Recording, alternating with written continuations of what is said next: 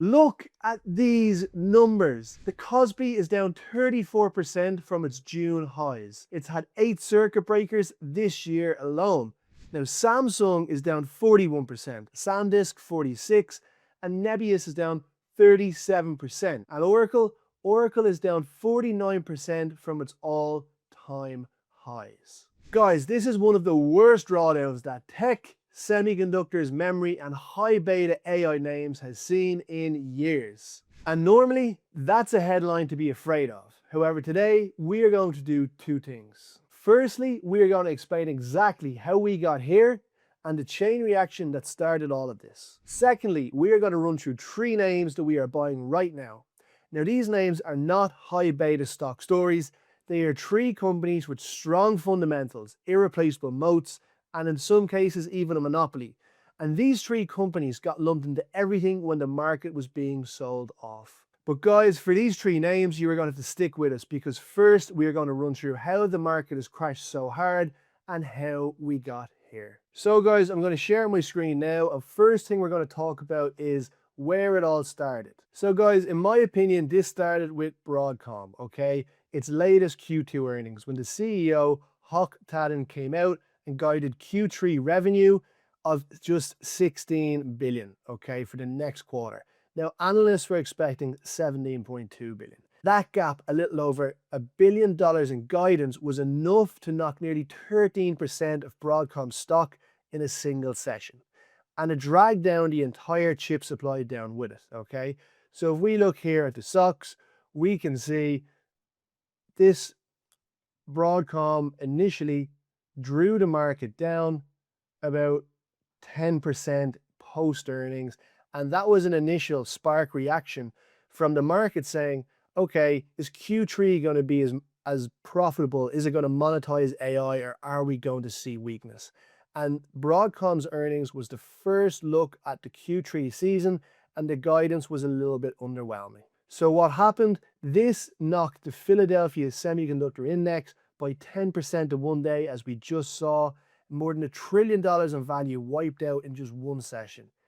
And now guys, that was just one number, it was one guide, but that was the initial spark that started this whole chain reaction. But guys, this was never really about Broadcom, you know, this was just the first domino, and this was after months of triple-digit gains. It just gave the market permission to finally ask the question everyone else was thinking.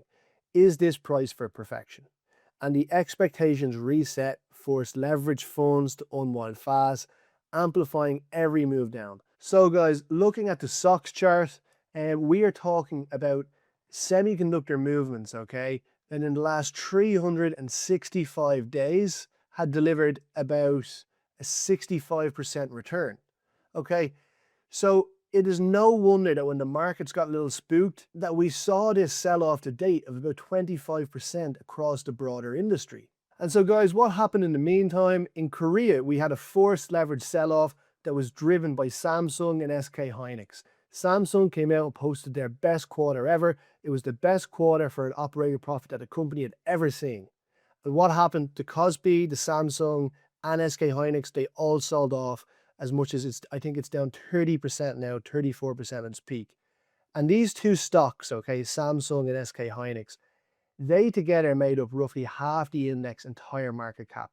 And that selling got so violent that the Korea exchange has triggered a market-wide circuit breaker 8 times this year already. That's more than the whole of the 2008 financial crisis. Guys, and then a different fear emerged. Both Meta and SpaceX signaled they're selling excess AI compute, okay? SpaceX alone signing deals worth over billions of dollars with Anthropic. We can see here that, you know, okay, initially SpaceX agreed to give Anthropic 325,000 NVIDIA GPUs in its Colossus data center, okay? This was more revenue that SpaceX made the entire previous year. And the new idea here is that SpaceX is renting its unused compute and generating immediate revenue. Okay, that tied into their IPO and it gave them more revenue at their prospectus. But when Meta came out and said that they were going to do it, all of the neoclouds that are building this compute and investing in it, these all panicked and investors sold off. And the question investors started to ask themselves here is the neocloud industry, is it becoming a bit overbuilt? You know, are we seeing the bigger guys come in and take over? And we saw CoreWeave, Nebius, Cypher, all of these companies fell double digits within days. And guys, what happened next then that I would like to tie it back to is Google reporting, okay? Now, what I really liked about Google is they had an incredible quarter. Q2 was arguably one of the strongest quarters this company ever printed. Revenue up 24%, cloud was up 82%, but the market did not care because the capex, guys, was raised up to 195 billion to 205 billion for a year. This is more than was initially anticipated. It's been raised the last 2 quarters, and free cash flow has turned negative for the first time in the company's history. You can see here 5.9 billion. And this capex spend is an open-ended capex number with no ceiling in sight.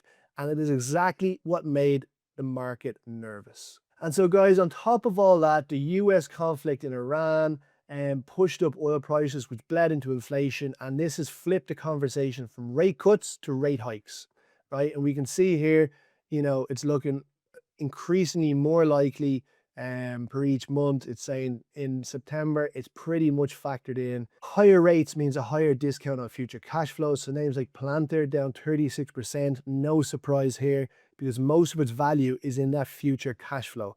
And that means it is now worth less today with a higher cost of debt. And on top of that, the hyperscalers who are debt funding capex, this is getting more expensive to carry for the hyperscalers, the neo clouds. Debt just became a lot more expensive across the board. And that's why we are seeing tech names react. So guys, that's how we got here. But it is not always doom and gloom, and there is always opportunities.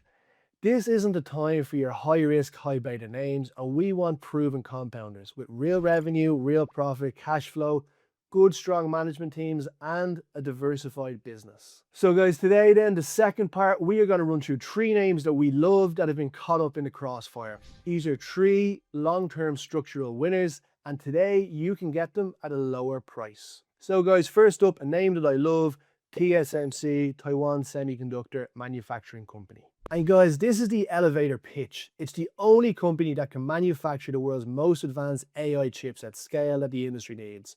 NVIDIA, AMD, the hyperscalers, these all need TSMC, regardless of who wins the AI race. TSMC is at the heart of manufacturing these chips. Yes, NVIDIA, AMD, they design them, the hyperscalers use them, but this is at the source, and it is as close to a near monopoly as you'll find on a public market today. Its COWS advanced packaging is sold out through the end of 2026, almost through 2027. So demand is there. It can increase its prices. You know, it has pricing power. Its Q2 net profit rose 77% year over year, and full year guidance raised above 40%. Now, you can see here, if we are buying it at this moment in time, the market has presented an opportunity of about 20 to 21% there. And this is a company that the market cannot live without, and it will continue to win. So guys, the bear case, right? The bear case on TSMC is geography. A China move on Taiwan would disrupt global supply, okay? But TSMC has de-risked for years with a multi-billion-dollar US build-out, and its Arizona fabs are starting to become operational, so that risk is now narrowing. And guys, this is just their website, okay? What they're saying is they're building in Arizona. They initially invested 12 billion. That has now grown to 265 billion as of July 2026. They have their timeline down here, which I really love. And it is telling us that they are committed to this build out.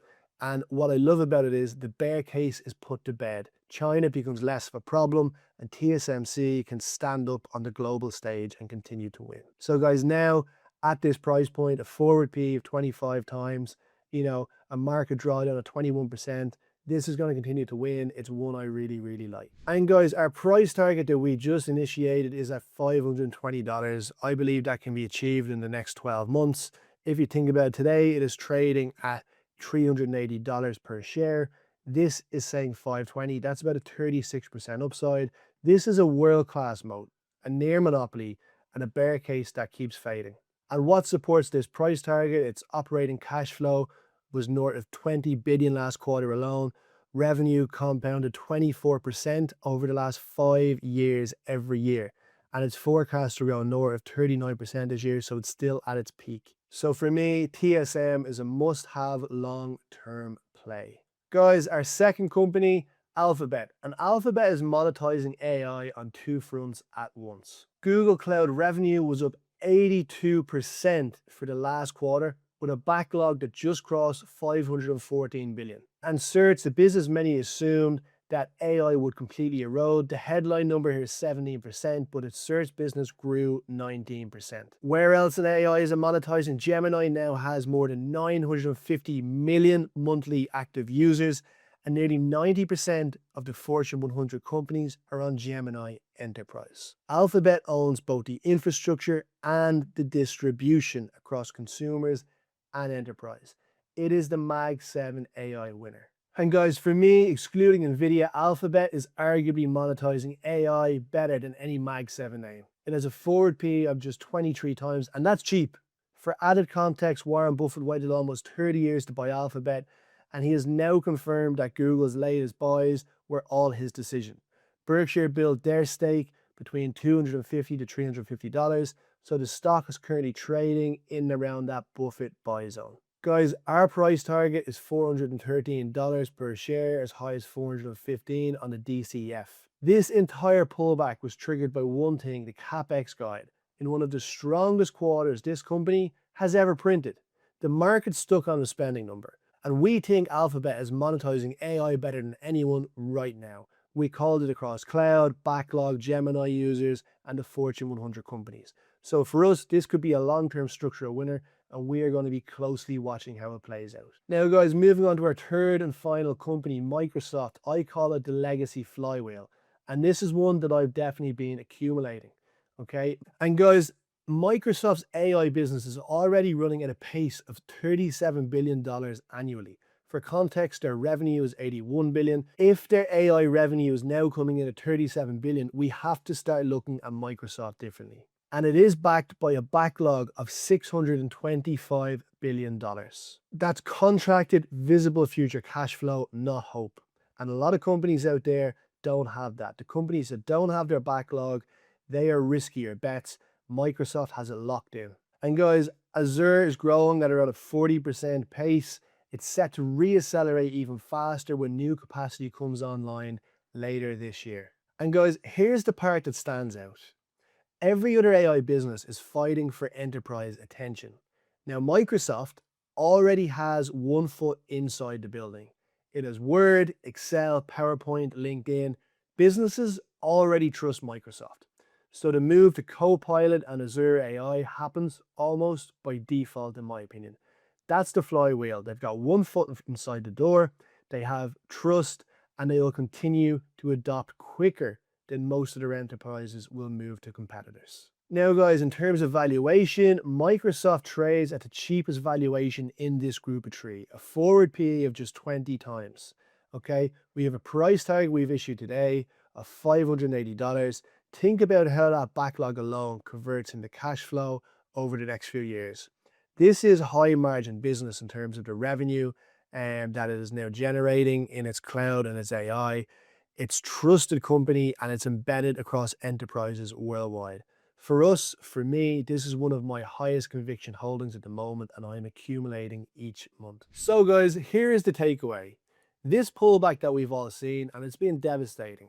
Broadcom's lower guide, the Korean unwind, the compute-resale fear, the capex shock, and now talking about rate hikes. This is all real, but it is probably not over. It is a repricing of risk, not a repricing of quality. And these three names got caught up in the crossfire. These three names have their strongest fundamentals we've ever seen in company history.